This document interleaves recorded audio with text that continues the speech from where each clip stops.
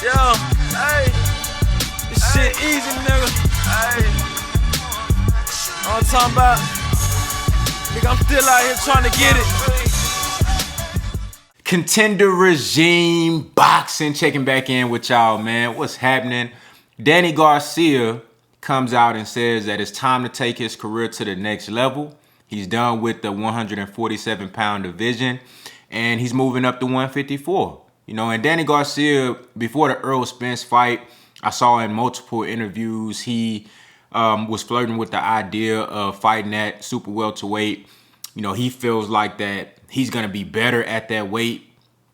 He says that he's outgrown 147, and he just feels that he'll get stronger and better at 154. And, you know, in a recent interview that I saw on Fight Hype, Danny Garcia came out and pretty much said that I'm the biggest name. If I go to 154, I'll be the biggest name. Basically, he's claiming that he'll be the best fighter at 154, the biggest name and the top guy. He said he could beat all the top guys at 154, and he's ready to take on any and everybody in that division. Now, Danny Garcia, I'm a big Danny Garcia fan. I've always been a big Danny Garcia fan. Always been a huge supporter. My favorite performance was the Matisse fight on the Mayweather undercard pay-per-view. Great performance. His back was against the wall. Everybody was picking Matisse, saying that Matisse was this monster, this killer, the machine. You know what I'm saying? He was just supposed to just walk through Danny, just do him dirty. And Danny went out there with great resiliency, man, and was focused. You know what I'm saying? Focused, sharp. He boxed motherfucking Matisse socks off, hurt him multiple times in that fight. He looked phenomenal. That was a great victory. Danny Garcia dominated 140. That was his best days was at 140. He was the king of that division for quite some time, took over, and, you know, he was handing everybody ass whoopings. You know what I'm saying? Just doing his thing. And Danny Garcia was an underdog in a lot of his biggest fights. I've always admired Danny Garcia's hard work, his skill, his ability, his mindset, always being a dog. But lately, Danny Garcia has been less and less active in the ring, not throwing punches. Just seems like he's looking to, I don't know if he's just looking for one big shot. He believes in his power too much, or he's just looking to survive. Either way, it's not good, especially when you're fighting top-level competition like Errol Spence. You've seen Errol Spence dominate Danny Garcia more than he's been dominated ever in his career. I mean, Errol Spence literally came forward from round 1 to round 12, and he out-countered Danny Garcia, who is a phenomenal counterpuncher. He's known for his counterpunching and his timing. Errol Spence coming forward, out-countered and out-timed Danny Garcia, out-jabbed him, out-everything Danny Garcia. So, you know, Danny just wasn't active enough, man, and he's talking about going up to 154, fighting the top guys. He didn't necessarily say Jermell Charlo's name, but he insinuated that I'll whoop his ass, basically saying that, look, I got a bigger name than all the top guys at 154, and I'll instantly be the best guy in that division, and I feel like I can beat all the top guys. Well, everyone knows that Jermell Charlo is the king of 154. He holds every belt but one, including the Ring Magazine belt. He holds every belt but one, and we're probably about to get Charlo versus Castano announced within the next month. Hopefully sooner than that, but over the course of the next 30 days, we'll most likely get that fight announced and get a date and a venue. You know what I'm saying? So Jermell Charlo will likely be, not discounting Castano, that he's a good fighter, solid, and I love watching him fight, but Jermell Charlo is very likely to be undisputed over the next couple of months. You know what I'm saying? So we know that if you say that you better than the top guys at 154, that's a shot at Jermell Charlo. We all know this. He is the top guy. And 154 is in my personal opinion, 154 is the most competitive division in the sport of boxing. People talk about the titles are changing hands. You know, the titles are getting passed around. Not while Jermell having them bitches. I promise you. You know what I'm saying? But Jermell did take an L controversially to to Tony Harrison, but rematched him, got the title right back. You know what I'm saying? In a great fight. I would love to see a trilogy in that matchup. But going back to what I was saying, man, you know, people talking about the titles are changing hands. It's funny to me how people use the fact that the fighters are actually fighting. They use that to discredit the guys at 154. They say because these guys, because they're, now Jermell is the clear standout fighter, but because everybody is fighting and is so competitive and titles are changing hands, they use that as a tool to discredit the division. People so as a boxing fan, you mean to tell me that you rather a division where it's all these undefeated guys and they all got titles and ain't nobody fighting? So you just like the idea, just like the lightweight division.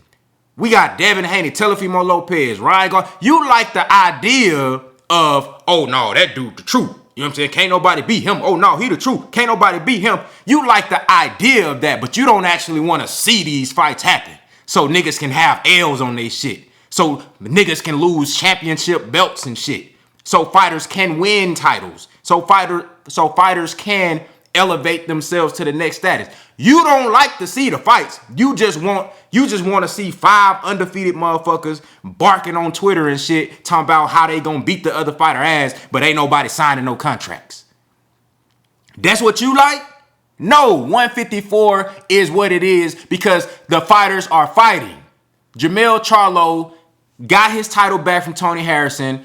You see Julian J. Rock Williams versus Jarrett Hurd. That fight was supposed to be, you know, like a warm-up, you know what I'm saying? Or like a stay busy fight for Jarrett Hurd. Jarrett Hurd was like, he was supposed to fight Charlo, but he said that I need to fight a couple of orthodox fighters so I can get ready for Charlo. J-Rock being an orthodox fighter, you know, Jarrett Hurd was coming off of fighting a couple of southpaws. He felt like he needed somebody to kind of work him in rhythm to get ready for Jermell Charlo. Well, he ended up in his hometown versus a very, very good fighter in Julian J. Rock Williams. He got upset in a classic fight of the year type of fight. He got upset. I didn't expect J-Rock to win that fight. I knew it was going to be a good fight, but I didn't know it was going to be that good, and I didn't think that J-Rock was going to win that fight. J-Rock went out there and put on a beautiful performance. Became the unified champion at 154. Well, what happened? J-Rock in his next fight fights Jason Rosario and gets beat the fuck up. You know what I'm saying? He was boxing good in the first couple of rounds, but he got beat up. He got stopped. He got overpowered and overwhelmed. In his first fight with the titles. That's competitiveness. Hold on. It doesn't stop there. After Jason Rosario did what he done to Julian J. Rock Williams, there was a slew of boxing fans saying that Jason Rosario, he will kill Charlo. Charlo's gonna duck him. Charlo don't want no smoke with him. Jason Rosario too big. He too strong. Charlo he don't even want to fight him. What Jermell do? Jermell could have. Now we know that ain't in Jermell's character. We know this is not in his character. But he could have said, you know what? He just got those titles. He ain't got no name. Let me go fight somebody else. You know what I'm saying? I don't got to deal with that. Man, Jermell want to be the best. He said, give me Rosario next. I want him now. I want him now. And he went out there and dominated Jason Rosario. Now he is the unified champion and the king of 154. That's why that division is the most competitive in boxing, because everybody is fighting. You got Erickson Lubin, who could potentially be a superstar in the sport of boxing. He already fought Jermell Charlo at the tender age of what, 22, 23? Like, these guys are fighting, man. That's why that division is so good. And going back to Danny Garcia, you talking about beating the top guys at 154. Number one, Danny Garcia gets decapitated versus Jermell Charlo. I don't even want to see that fight. I'm just being real with y'all. It ain't even got nothing to do with me being biased because I'm from Texas. You can say what you want to say. I don't want to see Danny Garcia versus Jermell Charlo. He gets annihilated. You feel me? I don't know if Danny Garcia can beat Tony Harrison, Julian J. Rock, Erickson Lubin, Erislandy Lara, who's damn near 40 years old if he ain't already 40. I don't think Danny Garcia can beat Jarrett Hurd. You know what I'm saying? I don't think that I can name about 7 guys just off the top of my head that I don't think Danny Garcia can beat at 154. He has a hard time keeping these 47-pounders up off of him. What you gonna do when you get in there with Jermell Charlo? You know what I'm saying? And let me put this out there. I said this before, I'm gonna say it again. There is no fighter at 147 that can beat Jermell Charlo. I don't care who you name. Ain't no fighter coming up from 147 that's gonna beat Jermell Charlo. Period. I don't give a fuck who you name, and I'm talking about right now. You know what I'm saying? I ain't talking about 5 or 6 years later and all this when God. Ain't nobody right now can come up to 154 from any division lower than 154 and beat Jermell Charlo. All of them get beat the fuck up. That's what it is. You know what I'm saying? The dude has perfect size for the division. He's one of the most complete fighters in the division. He can do everything. He can walk you down. He can use his jab and box from the outside. He can set traps. He got great power, a granite chin.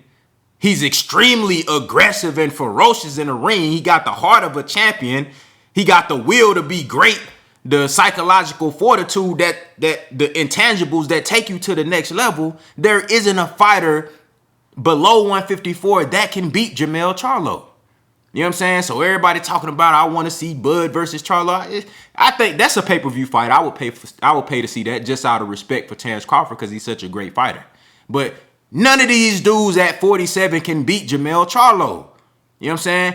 It's sickening to me how Jermell Charlo is so overlooked. He has one of the best resumes in the sport of boxing. The dude is so overlooked. Triple G got praised for years. He didn't fight no damn body. Jermell Charlo done already been in the ring. He done already beat Vanes Manarosin, Austin Trout, Jason Rosario, Tony Harrison. You could say he beat him twice.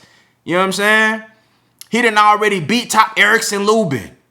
And then he fuck around and about to beat Castaño for Undisputed, another undefeated fighter. You know what I'm saying? He knocked out Jorge Cota, a guy that was a very good fighter. Come on, man. The disrespect gotta stop. The disrespect for Jermell Charlo gotta stop. This brother not even on the mainstream pound for pound list. The disrespect gotta stop.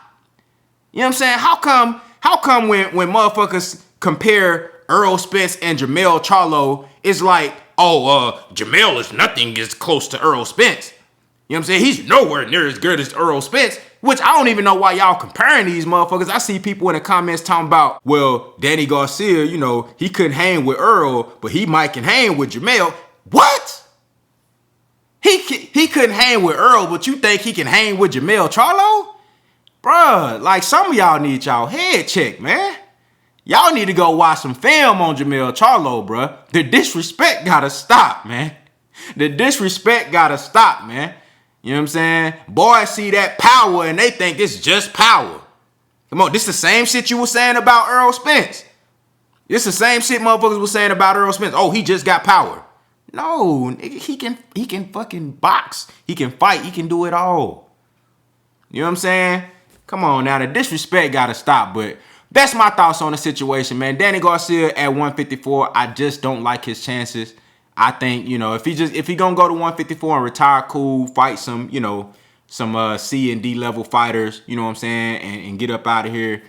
He's not beating any of the top guys, let alone Jermell Charlo. I don't even want to see that fight. You know what I'm saying? But y'all let me know what y'all think down in the comments, man. How y'all feel about Danny Garcia fighting at 154? And do some of y'all actually believe that he can compete with the likes of a Jermell Charlo? Man, y'all let me know what y'all think down in the comments, man. Contender regime boxing. I'll holler at y'all boys, man.